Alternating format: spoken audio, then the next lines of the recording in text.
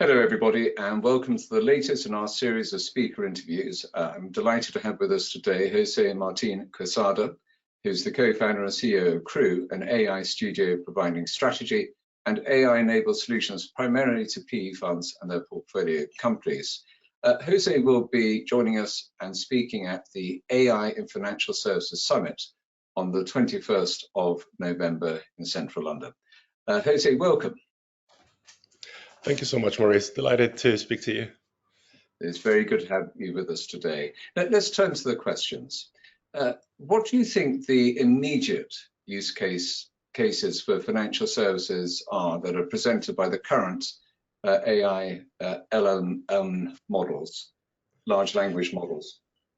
So look, large language models are great at making sense of when you have tons of data and human-coded deterministic rules don't quite reach the potential of what you can do with your data. So for example, the kind of things that they enable us to do is next generation actuarial science. So, when you have whole markets like the California insurance market for fire, it's considered to be practically uninsurable. So with these models, you can go down to a quote of a single person for a single house for a specific zip code and a time of the year. You can make sense of troves of data, and importantly, not just structured data, also unstructured data, things like the weather, what you know about this person. So what else is it good for? Fraud detection, for example. A lot of fraud detection is reactive. We understand that people do X, so now we're going to code such that we can recognize X at scale. However, proactive fraud detection can look at all of your data, and the model can make sense of all of this data in real time without you explicitly coding what it needs to look for. So it can flag things for further inspection afterwards. It can augment your data. So if you have models where you perhaps for either privacy reasons or because it's a very new market, you don't have enough data to model risk, for example, you can synthetically create a bunch of data. And then finally, you can do things like more accurate credit scoring, and you can create content automatically, particularly reports, say for compliance. These are things that our LLMs are particularly well suited for. Just to finish very quickly, two use cases that we are actually working on ourselves right now. One is deploying LLMs in firms' private data. This is a fairly common use case where we create a very easy to interface with tool. You can even talk to it via Slack or Teams or your own web app, where private equity funds, for example, might have thousands of investment memoranda that they have gathered throughout the years. The partner who first received that may be gone, or you just don't remember who it was. So now you can query that data privately to say, how has this industry performed, or how have my portfolio companies performed? Mm. That's it's quite an astonishing advance on current technology, isn't it? But that's the large language models, as you say. Going beyond that, going beyond these so-called frontier models, where do you think the next generation of use cases will be? What types of things? Yeah, so let's talk about very quickly the three big limitations, which are data, the models themselves, and hardware, what it runs. The models are already great at making sense of most types of data. Perhaps they're worst at dealing with numbers reliably. They're what's called stochastic rather than deterministic, meaning a model will output something that probabilistically is correct, but it doesn't give you the exact same answer all the time. Not only that, but because they're, again, probabilistic models, sometimes it might give you an unexpected answer that is less probable, but still within the probability curve. So newer models will be better at hallucinating less and also being more accurate with their answers. But the limitation tends to be data these days. So provided that institutions in the future can absorb all of their own data that they already have and feed it to the model in a way that it makes sense, it's relatively real time. Things that they're going to be able to do is, for example, automated financial planning. People have been trying to crack this nut for a while, but models are now multimodal, which means they can understand not just text, but they can also process photos, even videos, although that's a bit further behind. But next models for sure will be multimodal. And so that means, for example, you can talk to your chatbot with open banking APIs. For example, you can have sort of every little thing that you do in your life.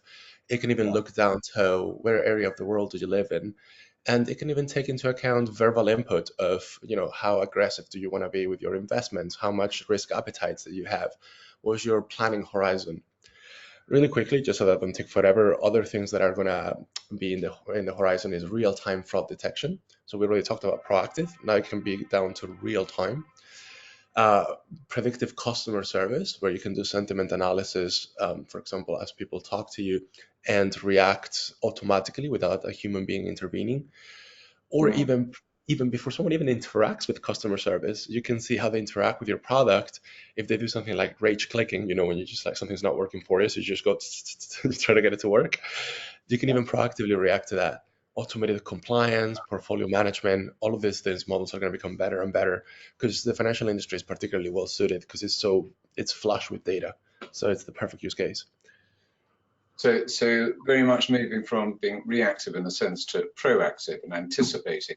I mean, that's a very interesting development. But I suppose with all these huge advantages that you're talking about, that there are some mundane issues which may be a problem. You talk about data in terms of sourcing it, but there's also the issue about how you use data to train models and to the extent to which you might infringe IP rights. Do you want to say a bit about that? Yeah, so there's well-founded preoccupation, particularly because of last generation tools and social media scraping your data, whatever. But that means that most tier one companies in this space, so OpenAI, Anthropic, that provides Claude, Google, they're all quite aware that data privacy was going to be a real concern for their users, right? So Mm. what I recommend, if you're worried about using artificial intelligence, but at the same time being A, compliant, and B, keeping your data secure, right? Not keeping your IP yours, is either run this artificial intelligence in your private setup, and I'll talk about that in a second, or make sure that you just read the data addendum of the company you're working with. Because, for example, OpenAI, since March 2023, already promises not to use your data to train their own models if you're on the enterprise plan. But if you're Mm. just casually chatting with it in a free plan, it might. It is granted that it might actually use it. Same with Claude the bot provided with Anthropic. They say Mm. that unless you've explicitly provided data, for example, by providing feedback, they're not going to use your prompts to feed their own models. But if you have to be truly compliant, and it's just like, for example, you have the regulator, on your back, on your case, as they should be, you might want to run an open source model in your own private setup where it never ever interfaces with the outside world. Yeah. This is not a negligible effort. So people need to make sure that if they go down this path, you have to be willing to commit to this. It's time consuming, it is expensive, but it may be worth it because it allows you not just to be more compliant, but also to customize the solution a lot more, to fine tune your model to do exactly what you need it to do and use it Yeah. in whatever interface you want. And it gives you full protection, I guess, from the risk of legal actions. And the other aspect that is much discussed in the media about AI are the dangers of model risk, the bias, explainability, transparency, and governance. How great do you think these risks are, and are they manageable? Yeah, that's a great question. The short answer is no one knows, but I have a strong opinion on of Yeah. all the aspects you've described, governance is by far the most worrisome because explainability, we're actually making strides little by little to understand how models work better. Just to give you one small example, there was this paper published recently, literally last month, where researchers would probe what answers a model provided at different levels within, of depth within their layers. Models work in layers. GPT 3.5 has something like 96 layers, and Yeah. the idea is as information flows through those layers, those neurons, it forms ever more complex notions and concepts. So they proved it and they realized that the first layers made sense of language. It Mm. said this is an adjective, this is a noun. The next layer might make sense of syntax. The next Yeah. layer might gather some context about, when you talk about a bank, are you talking about a bank in the sense of a river? a geographical feature of a river, or is it a financial institution? And so we're making strides at actually understanding models, and that concept of the model being a black box is slightly now outdated, thankfully. This is not to say that when there's newer architectures, this problem is not going to surface again. It might. Governance, however, is definitely a real risk. Even researchers cannot agree on this. How are we going to manage governance risks?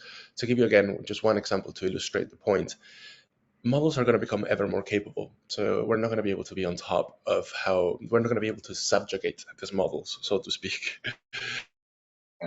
And with them being multi-model, it means they're going to be able to interface with a lot of the machines and the data sources that we use day to day. So it means that potentially it could take over some of our systems. So there's a huge amount of investment and effort and talk in the AI sphere about model alignment. How can we make sure that these models are inherently aligned in their values with ours? And this is something that, thankfully, most clients of these companies don't have to worry about themselves, but they should definitely choose a provider. I've hand on their research, a provider that has robust governance systems, constitutions, rules that the model is never supposed to breach. Human reinforcement learning, when it tells you, you should never ever, not even in an open source model, be able to provide instructions for how to manufacture a bomb, for example. There's so make sure that you work with responsible providers, and just be careful with people selling, the gold at the end of the rainbow, because with a lot of, for example, tier one models being published in an open source manner, people have been able to take research by Meta, for example, to publish their Llama models and then tweak them. And you have no guarantee that some of these models are not poisoned, for example, and either the way they've been trained or in their data. So, I mean, the genie is sort of out of the bottle in a sense, isn't it, with the regulation of AI. I noticed that the Prime Minister gave a speech yesterday as a sort of prelim for his AI safety summit that's coming up next week, I think the 1st and the 2nd. And that summit's going to look at the sort of the spectrum of risks associated with AI. I mean, there are two questions really here. Is any attempt to regulate AI because of the potential for bad actors to do bad things with it, is it doomed? And secondly, do you think that the existential risk that AI will be the end of humanity, etc., do you think that there's any merit to people saying that? Is it a possibility? Well, this is a bit of I'm going to start with the second question, but this is a bit of a trite comparison, but it is, I think, quite solid. Nuclear power has destructive potential, right? But it also has the power to do anything from medical imaging to obviously power our grids. And yes, of course, destructive potential too. So there's always going to be bad actors, and there's going to be ever more powerful technologies. What we need to make sure is that the bad actors have as little access as possible to the models themselves. B, that they don't develop for as long as possible their own indigenous capabilities to develop, tweak, and run these models. And C, that when the genie is out of the bottle, because it will be out of the bottle at some point, unfortunately, what do we do? How can we react to a bad actor being in possession of a model? However, I want to be optimistic here. We'll get to that point, but there's and it's good that we're having these conversations now preemptively, but there's so much good to be reaped from AI first. And in fact, I think one of the biggest risks of AI is purely lack of access or unequal access. We're here talking about artificial intelligence and what it can do for you. There's people who don't even have internet at home yet, right? I remember seeing this really funny comment by someone saying something like, I'm talking to this, and I'm sorry for the Germans, but this person from the German government about AI and how to leverage it from our industries, where I can spot a fax machine in the background of their office. So, widespread access is probably one of the biggest risks. There's a lot of research done, and when these breakthrough technologies come through, societal progress comes less from being on the absolute bleeding edge and more from widespread distribution and adoption. There's this theory about the Industrial Revolution in England taking off in the way that it did, precisely because the structures were there to distribute this technology very, very rapidly and evenly. And so with AI, my worry is that you have some labs in San Francisco doing the absolute latest research and cornering the entire market of things like AI for drug discovery. Then you might have bad actors the other side of the world, North Korea deploying AI to sort of try proactively destroy our grid system and try to find weaknesses everywhere. And then on the other end of the spectrum, you have, on the one hand, Europe overregulating AI, and so falling behind with yet another breakthrough technology. And even on the furthest end of the spectrum, you might have countries that just don't have the digital infrastructure, the data to be running these things. Yeah, it's as you say, that there are great opportunities, that there are great concerns, but like you, I'm an optimist overall about the potential for AI, and in a sense, there's no going back anyway. So you just have to make the very best of the potential that we have and be cognizant of the risk. But Jose, that was a very interesting discussion. Thank you very much for joining us today. And all of these issues and many more relevant and topical ones will be discussed at the AI in Financial Services Summit in London on the 21st of November. I very much hope that our viewers here will be able to join us in person at the summit. So it just remains for me to say thank you very much for sharing those insights, Jose. My pleasure. Thank you, Maurice.